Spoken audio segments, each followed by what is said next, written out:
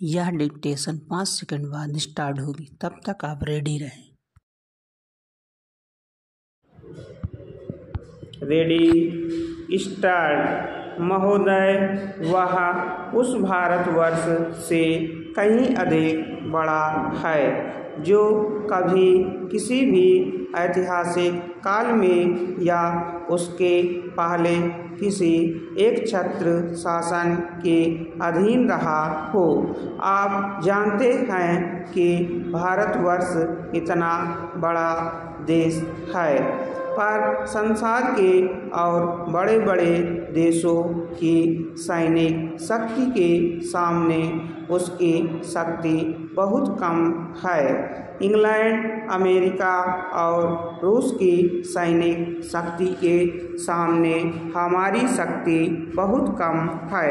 ऐसी स्थिति में हमारे सामने प्रश्न यह है कि क्या हम किसी के सामने झुक जाएं, किसी के साथ मिल जाएं या अपने तटस्थ और स्वतंत्र रखें। किसी के साथ मिल जाने का अर्थ यह हो सकता है कि हमें उसके प्रभाव या उसकी शक्ति का लाभ मिले, परंतु उसका परिणाम भयंकर हो सकता है। यदि उन पर कभी संकट आया तो हम पर भी आएगा। यदि हम अलग रहते हैं तो हम अपने पैरों पर खड़े होकर अपनी शक्ति से बहुत कुछ कर सकते हैं।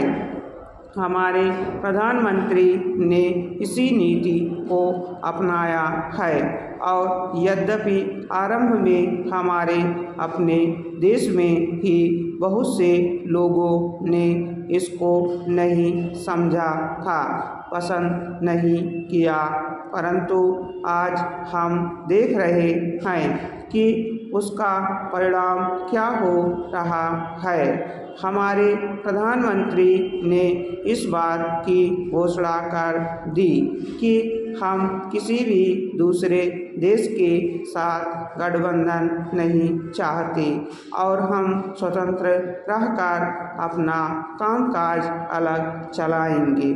हमारे बहुतेरे लोगों ने यह समझा कि यदि हम किसी बलशाली देश से मिलें तो और कुछ नहीं तो कम से कम आर्थिक सहायता तो मिलेगी।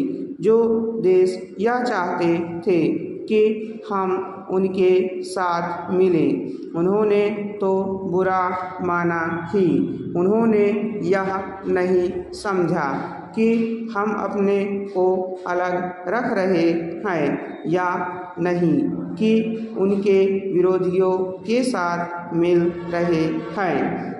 जैसे जैसे समय बीतता गया, धीरे धीरे उन्होंने भी विदेशी नीति को समझा।